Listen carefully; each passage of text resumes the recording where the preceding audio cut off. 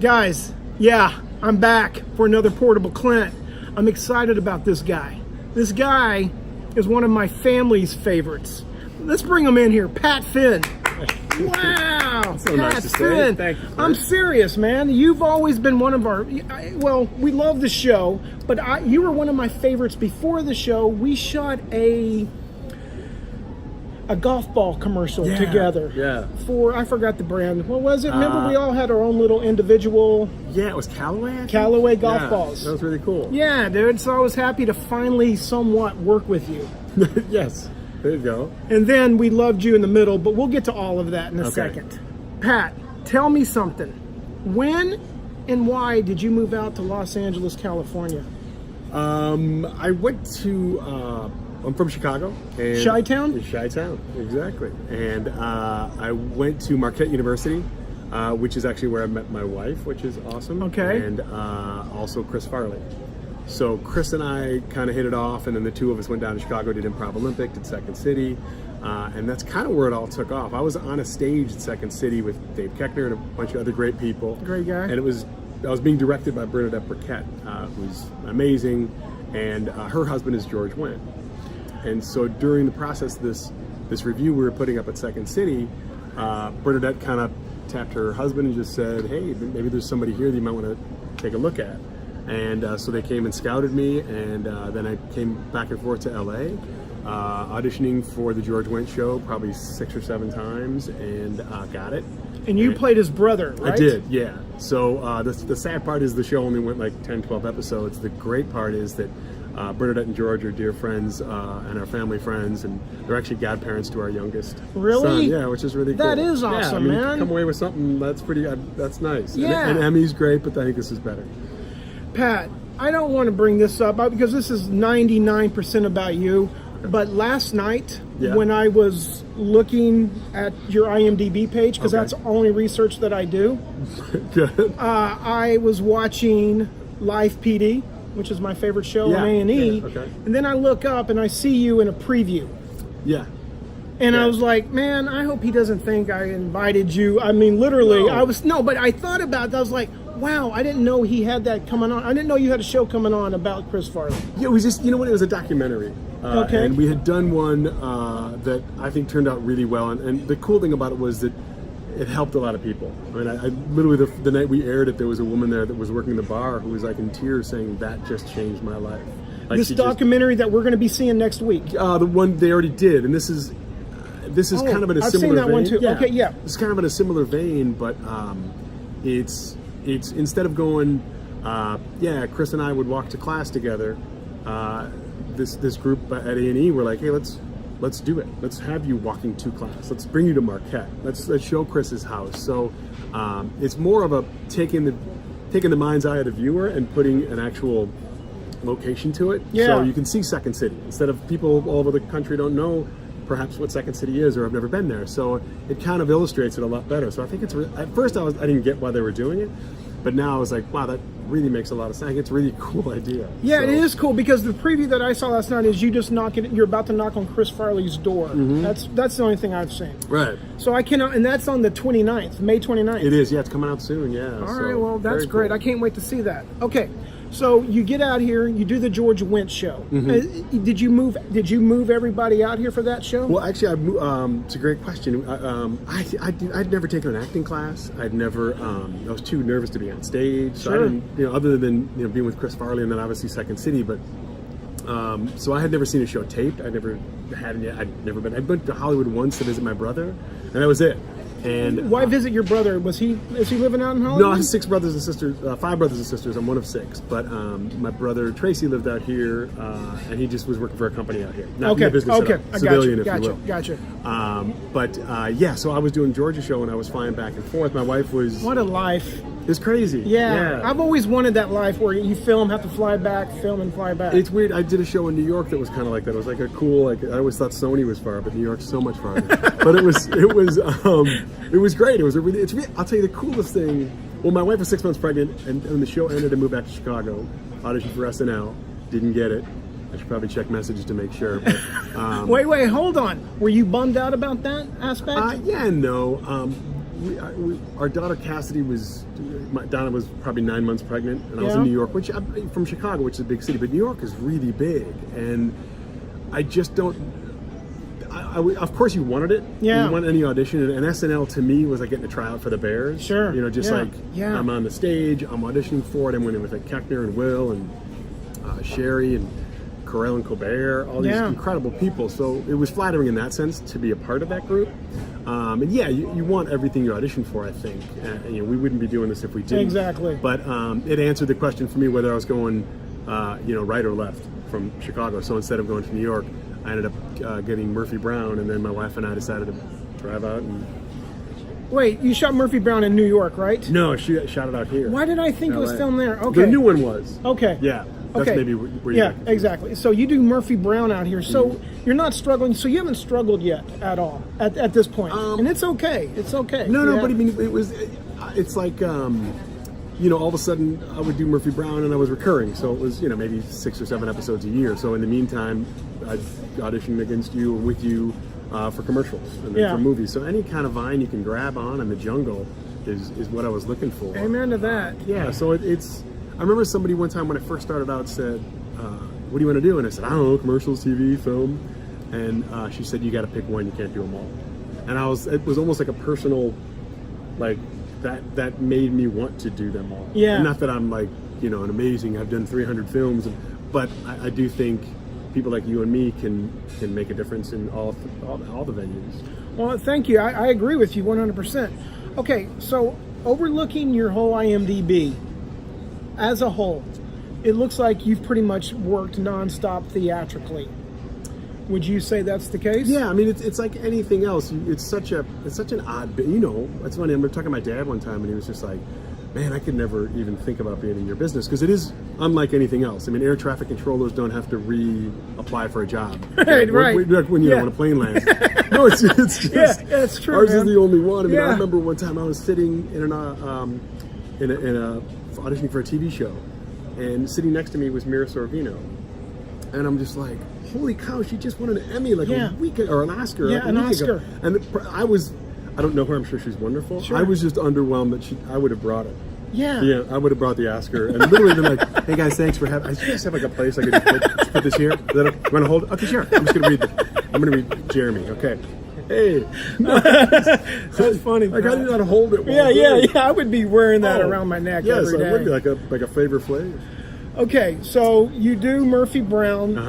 What's the next big thing you book? And by the way, I see your theatrical career. We're going to go over that. Have you had this much success in the commercial world as you've had in the theatrical world?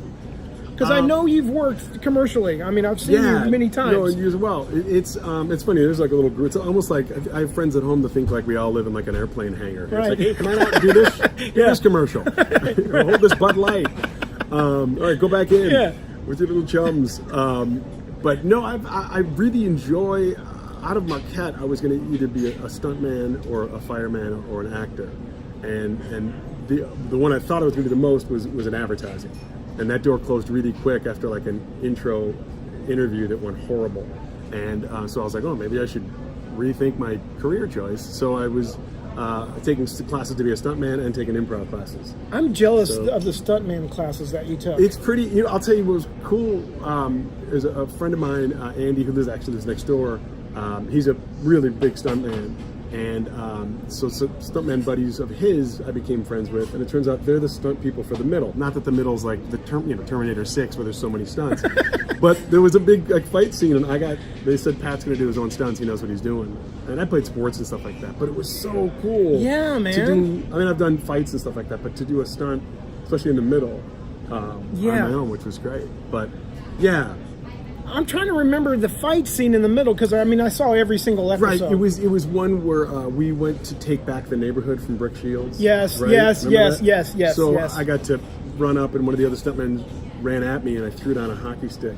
And then as he jumped on me, I literally, it started out as don't put baby in a corner kind of a thing. Right. And then as he propelled himself, I leapt. I leapt. He leapt, and I threw him over my body behind me. Yeah. And it looked like I was the strongest man in the world. It's just all physics and all that kind of stuff. But it was really well shot. But it was neat. And My favorite was Patty. As soon as the scene yelled cut, Patty's like, "Wait a second, that was you?" I was like, "Yeah." She's Do like, my own "Why did you do stunts. that?" I'm like, "I don't know. These guys thought it'd be fun to do it, so they needed one more stunt." That's awesome, Pat. Yeah, it was cool. Okay, so you, after Murphy Brown, tell me, are you just booking? Yeah, no, sorry, you had asked something, and I kind of. No, it's my fault too. That's all good. I'm really one of these guys. Let's try this. Sure, road. yeah. But the commercial success, I like the world of commercials. I really think they're just almost like super short stories, and I really like that tell, and I've always kind of been a fan of them. And so I've been able to be on a bunch of different campaigns and stuff like that, and I've done one for a few years, Toyota, which has been outstanding, but it's only in Phoenix. But it's been really cool, and the ad team is amazing, and the director's Jordan Brady, who I'm sure you've worked with. Yeah. So it's been like a really cool. They're almost like little mini middle episodes. There's kind of slice of life around the dad who always likes Toyotas. So that's been fantastic. And that's always the best because it keeps you busy and it keeps you out of the viewer's eyes from everywhere else. So people will hire you because they don't know you as the Toyota guy. Sure. No, it's like I've gone through even Phoenix Airport, and it's like pictures and people stop you. It's really? Yeah, I was with my son one time, and we had a quick like 10-minute layover, and he was starving, and I'm like, there's a Burger King right there. Let's just grab a Burger King, and I was like, hey, how you doing? I should get a Whopper Jr. for my son. He's like, hey, Toyota Pat. I was like, yeah, how you doing? And he goes, yeah. And he gave it to me. He goes, no, it's good. And I'm like, no, I have to pay for it. He goes, no, Toyota Pat. I'm like, no, man, I want to be Toyota Pat. But it was it was just funny. Of course, my son's just like, why don't we come here more? I'm like, it's not the world. Wait, so you're going by your real name in those? Yeah. So in one of the spots, one of the actors said my name. Apparently, it was a really good take. So they're like, hey, we never thought to name your character. Was it okay for me to name you Pat? I'm like, yeah, it's fine with me. So it just kind of worked out. Awesome, beautiful. Yeah. So okay. So the commercial world's been good to you. I enjoy it. I like it a lot.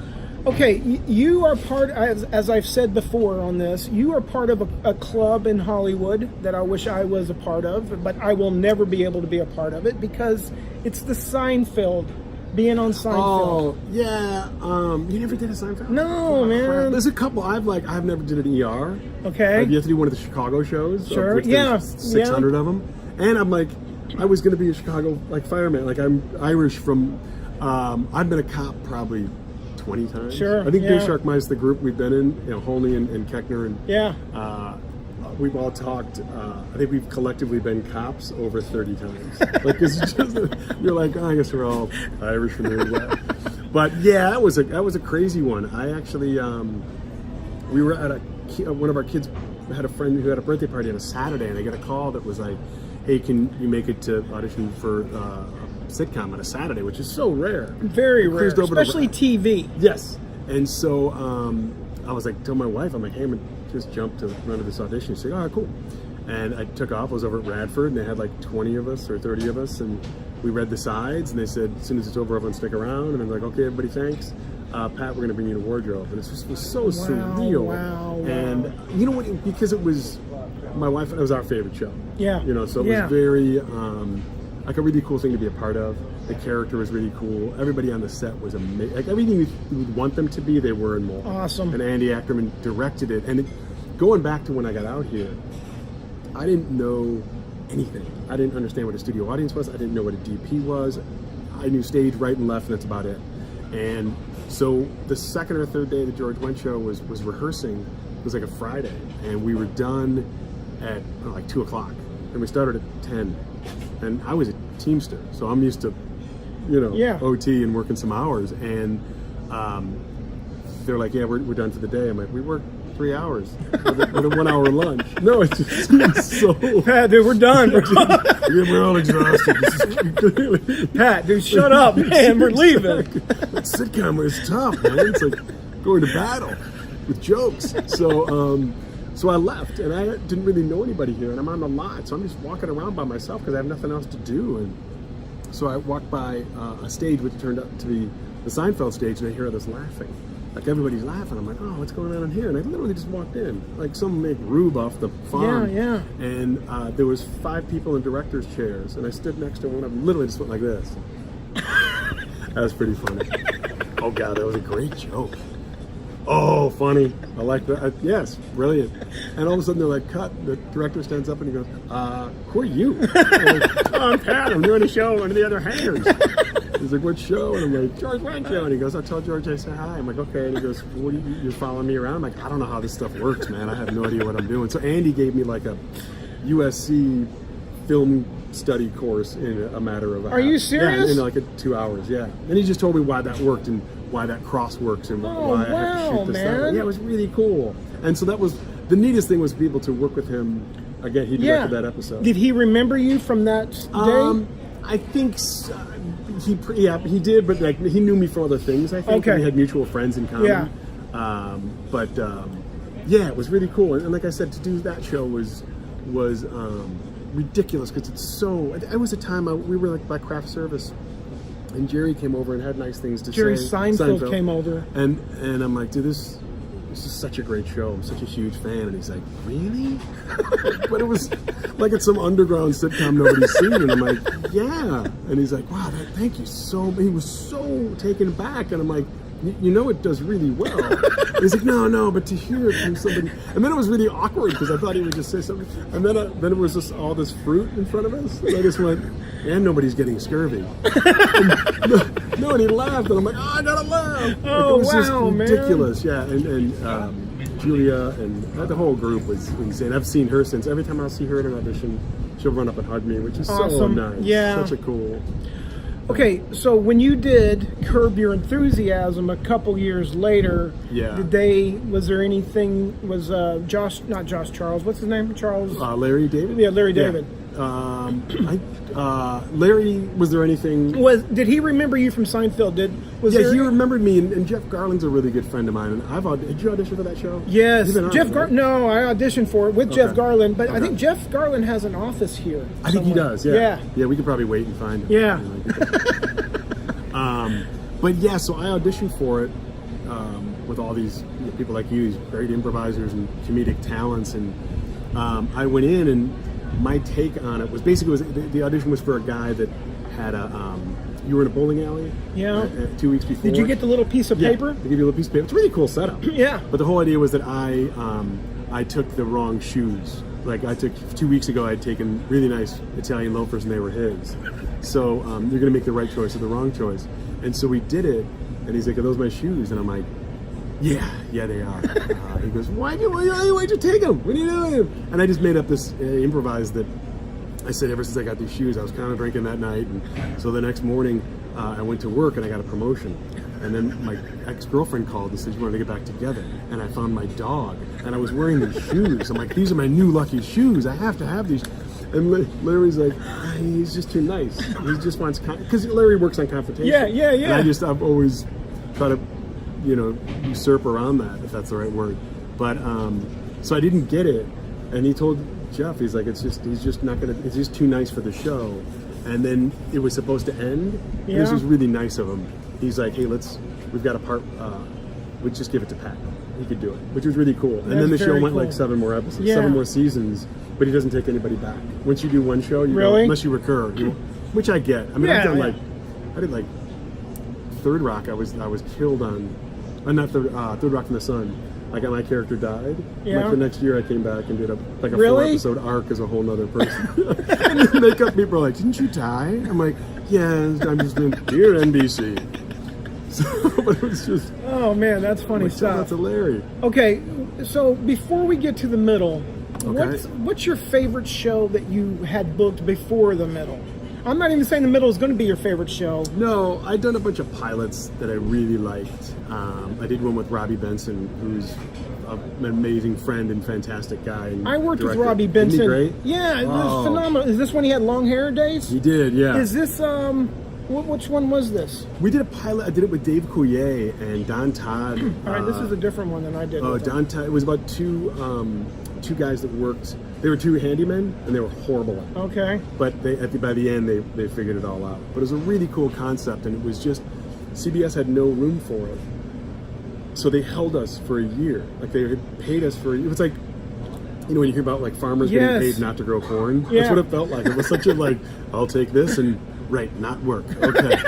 But it also meant that I couldn't do anything else. Right, so right. if I was offered a show, I couldn't do it. So I understand why. But so we reshot it, and same thing. They just didn't have room for it, and it just didn't go.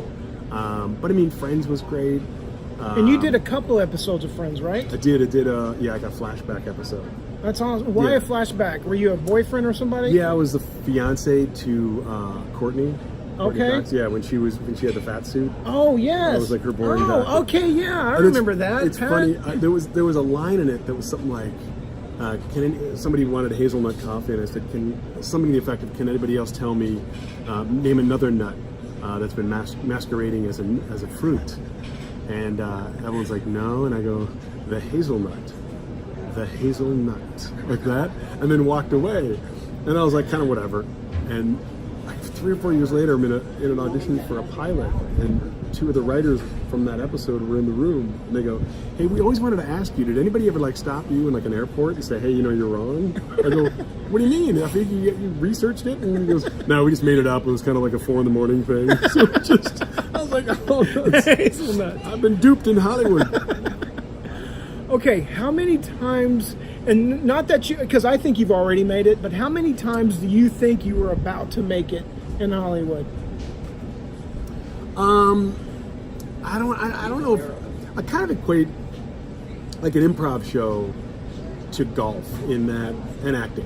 You can have a great hole, a great shot, a great round. You're never going to get 18 holes in one. Right. So I think for that reason, you're always aspiring to attain a sustainable career in the next big or good thing. And I think for that reason, you're always swinging.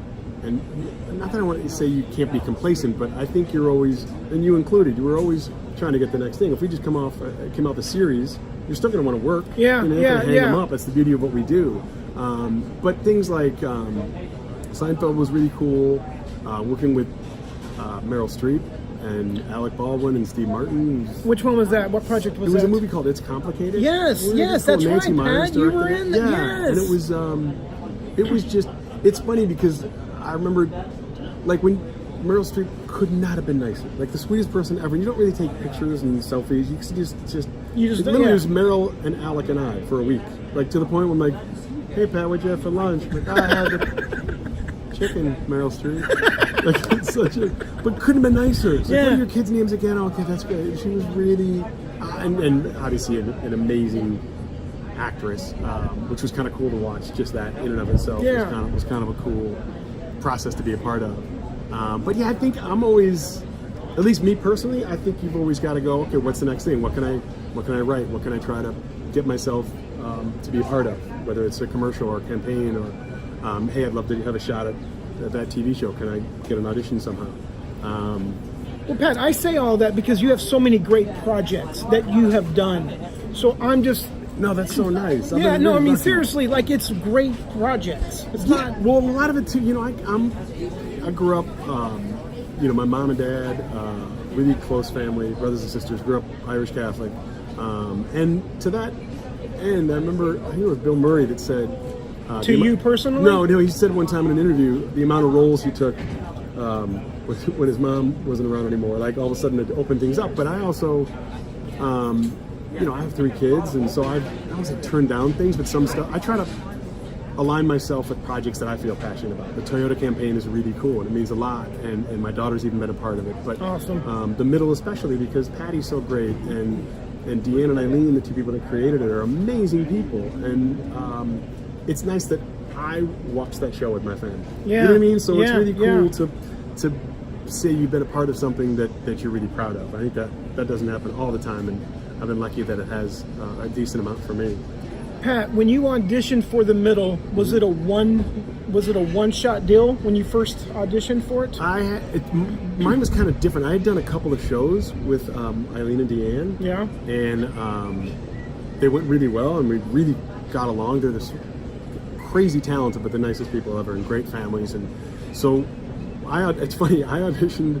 I want to say it was like a Friday over at Warner Brothers. And The Warner Brothers Ranch, yes, right? This was on the main lot. Oh, in that okay, one big okay. building right Yeah, when you yeah, walk in yeah, across from Forest Lawn. So I had gone in, and it was later, so it was like 5 o'clock. So everybody was gone, and it was just Neil and I. And Neil Flynn has been a dear friend for years from Chicago, and he kind of looks over, and it's kind of that awkward, like, what are you going for? And I said, oh, I'm going for, Billy. And he goes, oh, okay, I'm going for the dad. And I was like, oh, cool. Wait, y'all both had the audition the same day when he booked his series regular part? Yeah, but he was going for the dad, and I was going for another character. Which Lex Medlin played the dad in the pilot. I don't know if you knew that. Oh, yeah. Okay. Yeah.